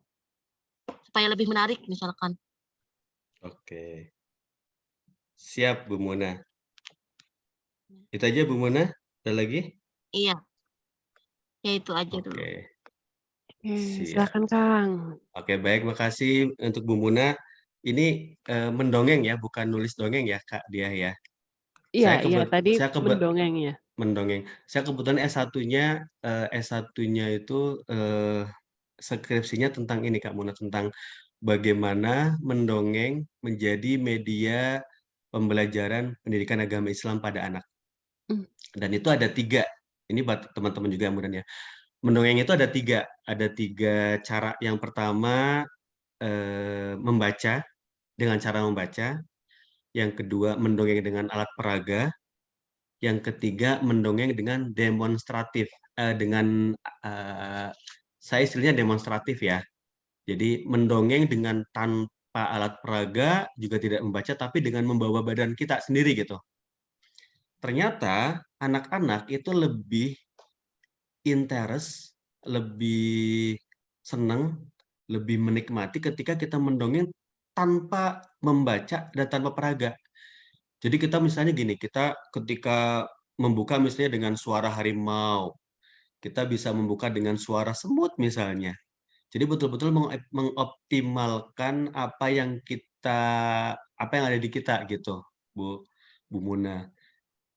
Selain menarik buat anak-anak, juga imajinasi mereka jauh lebih berkembang. Beda ketika kita mendongeng dengan membaca buku misalnya ya. Anak-anak kan mau nggak mau terpusat pada satu hal kan. Jadi ya dia pasif gitu. Atau dengan alat peraga. Nggak masalah dengan alat peraga, cuma dengan catatan, cuma masalahnya kalau dengan alat peraga, imajinasi mereka juga sama, jadi dikungkung gitu. Kebayang ya, kita mau ngomongin gajah, ini gajah misalnya, ini harimau, ini kuda, kan udah muncul kan? Beda kalau dengan alat peraga, dengan suara kita, boom, boom, boom, ada seekor gajah datang, misalnya gitu ya. Terus tak, tak, tak, ada seekor, apalagi datang, itu beda banget. Itu beda banget. Imajinasi mereka jauh lebih berkembang dengan cara demonstratif. Itu kalau mau mendongeng ya Bu ya. Kemudian kalau misalnya bagaimana untuk sebetulnya kalau kita mendongeng live Bu, itu jauh lebih mudah. Karena kita bisa interaktif kan. Kita bisa interaktif, kita juga bisa mengajak anak-anak untuk menjadi siapa gitu, untuk jadi kancil, untuk jadi harimau dan sebagainya gitu. Beda dengan kita menulis dongeng, karena itu akan dibaca, bukan dilihat, bukan untuk dinikmati. Jadi bukan dinikmati secara visual ataupun secara audio, tapi hanya dibaca saja kan gitu. Gitu ya Bu ya. Syukur-syukur kemudian dongengnya menarik. Itu jadi nilai plus. Terima kasih Bu Muna, mudah-mudahan ketangkep. Wah, keren banget ternyata. Kang Ali ini juga ambil skripsinya juga tadi tentang mendongeng ya, Kang. Dan yang amaze lagi ternyata anak-anak tuh lebih banyak tertarik justru tanpa alat peraga dan tanpa dibacakan ya? Iya, betul. Kan gini ya, kita kalau mendongeng memang harus siap ya, siap diketawain gitu kan. Iya. Siap kemudian ada bilang, "Ih, jelek-jelek." Ya nggak masalah kan gitu. Iya. Namanya juga mendongeng kan. Itu harus siap dulu sebetulnya mental kita sebagai pendongeng. Kalau saya udah pensiun Kak, jadi pendongeng Kak. Bikin dongengnya aja ya, Kak, bikin Bikin ceritanya. dongengnya aja. Oke, kita lanjut dari Ibu Guru Almuna, kita lanjut ke Kak Sofianti Bantara. Silakan Kak Sofianti. Halo, Assalamualaikum Kang Ali. Ketemu lagi. Aduh, jadi malu nih.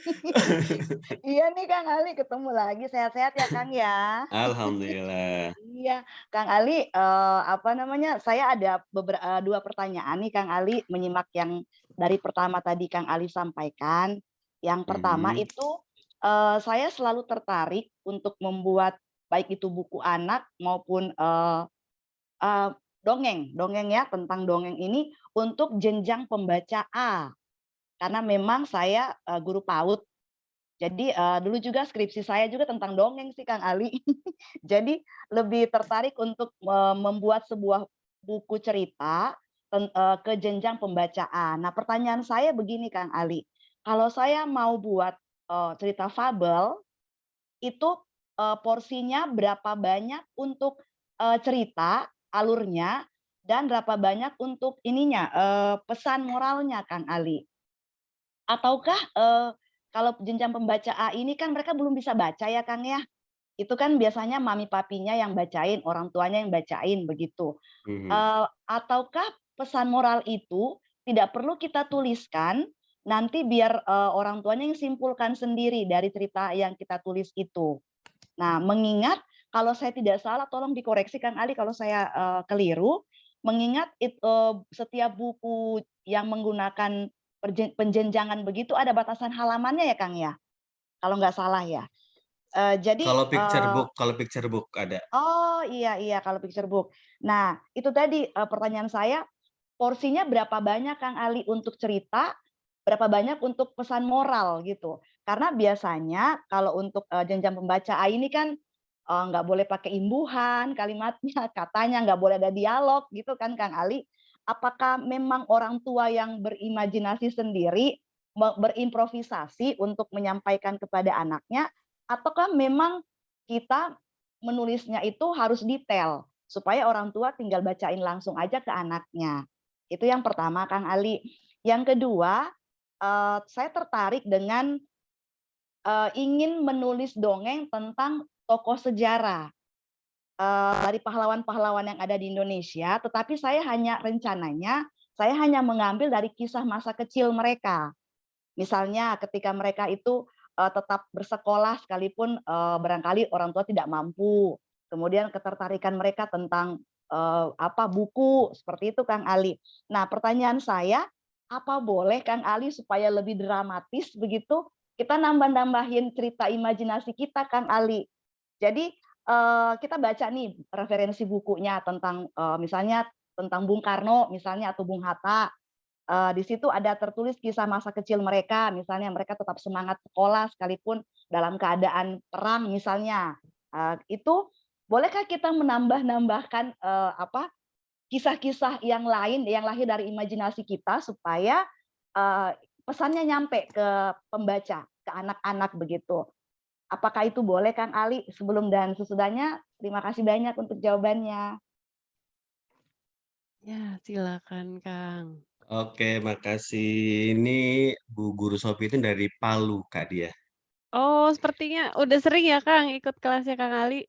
Enggak, pernah BIMTEK dan baru ikut kemarin, ikut kelas juga. Dan antusiasnya luar biasa banget karena mungkin karena guru TK ya Kak dia ya, Kak Ayu ya. Oke, baik, tentang porsi. Gini Bu Sofi, kalau untuk jenjang A memang kita tidak, jadi ketika kita nulis untuk jenjang A, ekspektasi kita itu nggak terlalu tinggi, Kak Sofi. Contoh misalnya ya, contoh kita ingin ngajarin anak-anak bagaimana sih kalau masuk rumah itu, kalau masuk rumah pintunya nggak dibanting misalnya. Misalnya ya, ya cukup itu aja yang kita ceritain gitu. Ngomongin tentang pintu, misalnya ya, ada sebuah pintu, dia itu selalu sedih ketika ada yang membuka. Satu orang masuk. Ada satu lagi membuka, tapi ketika dia baru tersenyum ketika yang membuka itu si A misalnya. Kenapa? Karena ketika buka pintu nutupnya pelan-pelan. Itu contoh ya Kak Sofi. Jadi dari sekian scene itu paling cuma 10%-nya kayaknya ya. Dan itu pun bukan pesan sebetulnya. Lebih ke apa ya? Lebih ke informasi bahwa kalau kita buka pintu, kalau kita nutup pintu nggak boleh dibanting. Itu doang. Karena expect ke anak-anak itu ya untuk pengembangan diri kan. Bagaimana dia bisa pakai baju sendiri, makan sendiri, lebih ke sana, lebih ke pengembangan diri, nggak sampai kemudian kita jejali dengan pengetahuan-pengetahuan yang memang belum saatnya gitu. Biarkan mereka nanti paling nggak tahu tata krama, tahu akhlak gitu-gitu ya. Tapi simple aja kan. Kalaupun pengetahuan lebih pada hal-hal yang dasar kan, Kak Sofi mungkin, Bu Sofi mungkin tahu. Hanya untuk mengenal kata mungkin, hanya untuk mengenal warna mungkin dan sebagainya gitu. Nggak sampai kemudian pesan-pesan yang sebagaimana kita menulis pesan untuk anak kelas untuk tingkat B3 atau C misalnya. Kemudian bagaimana cara menulis tokoh, bagaimana membuat cerita sejarah lebih menarik. Tadi saya contohin temuan kan, artinya gini, Kak Sofi bisa bikin tokoh rekaan yang nanti bisa membuat ceritanya nggak membosankan gitu. Termasuk ketika kita mau, kan yang referensi yang kita bacakan kadang-kadang tidak logis ya. Kemudian kita bikin logis, nggak masalah juga gitu. Nggak masalah juga. Selagi tadi tidak keluar dari koridor sejarah yang pernah ditulis. Karena kalau sudah sejarah, khawatirnya ada yang komplain gitu kan. Beda kalau cerita rakyat. Terima kasih. Oke, terima kasih Kang Ali. Ini sebenarnya tuh masih banyak ya yang raise hand, tapi apalah daya, waktunya sudah menunjukkan jam 9:23 di waktu Indonesia bagian Barat. Nah, kalau waktu Indonesia bagian Timur pasti sudah lebih malam lagi. Sepertinya kita harus sudahi. Untuk teman-teman yang masih penasaran ingin bertanya, mungkin nanti bisa ikut kelas-kelas lanjutan lagi ketika ada kelas bareng Kang Ali lagi dari si publishing bersama Kang Ali gitu. Sebentar saya kok kehilangan layar. Nah, sebentar. Oke. Kita sudahi nggak apa-apa ya Kang Ali ya? Nggak apa-apa Kak, siap. Ya, sepertinya masih banyak nih yang ingin bertanya. Baik, acara hari ini akan saya tutup. Sebelumnya, terima kasih kepada Kang Ali untuk materi dan pencerahannya dari A sampai Z tentang penulisan dongeng yang tepat untuk anak-anak. Saya ingin membacakan sedikit saja kesimpulan atau konklusi dari tadi yang materi yang sudah ada dan dari pertanyaan yang sudah diberikan oleh teman-teman. Yang pertama, dongeng itu ada 2 macam, ada dongeng klasik dan dongeng modern. Lalu ternyata ada loh jenjang pembaca dongeng yang harus diperhatikan oleh teman-teman saat menulis supaya sesuai dengan pesan, kalimat yang disampaikan, dan isi, dan segala macam yang dari unsur-unsur dongeng supaya lebih tepat sasaran. Lalu unsur menulis dongeng tadi ada 5 yang jangan sampai terlewat, ada tema, tokoh, setting, plot atau alur, dan sudut pandang.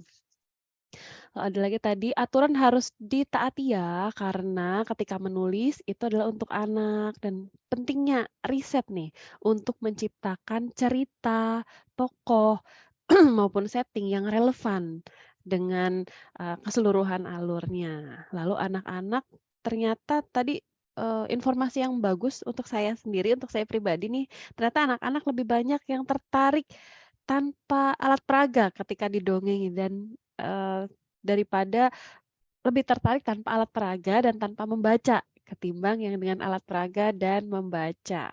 Oke, terima kasih sekali lagi saya ucapkan untuk Kang Ali yang sudah memberikan materi hari ini, dan terima kasih kepada para teman-teman yang sudah hadir malam hari ini. Luar biasa, sampai malam ini Kang masih ada 306 yang masih ada di dalam ruangan, luar biasa. Dan sampai malam dari Sabang sampai Merauke, dari waktu Indonesia Timur, Barat, Tengah, semuanya masih bertahan sampai malam ini. Saya selaku pembawa acara, mohon maaf. Mbak Dian, ini Oh, dulu foto foto. dulu. Foto Iya, dulu. untung diingetin. Iya, betul. Sebelum kita tutup acaranya, kita akan foto bersama dahulu di Pak Indra ya, yang ini, yang moto. Iya, oke. Ya, Ini silakan teman-teman semua oke. membuka kamera Bisa open bagi yang cam. ingin foto ya. Bagi yang ingin foto. Oke, bisa Oke, dan dihitung. ada 12 slide ya. Ini satu-satu ya. Oke. Ya. Saya mulai dari slide pertama. Ya, silakan dibuka dulu kameranya. Oke, slide kedua. Silakan kameranya dibuka. Slide ketiga. Slide keempat. Wah, masih banyak yang membuka kamera, alhamdulillah. Iya, Masya Allah. Ramai Slide sekali. kelima. Ini mulai banyak yang tidak membuka. Slide ke-6, tidak ada yang membuka kamera. Slide ke-7, slide ke-8, slide ke-9, slide ke-10, slide ke-11, slide ke-12. Ini alhamdulillah sudah semuanya.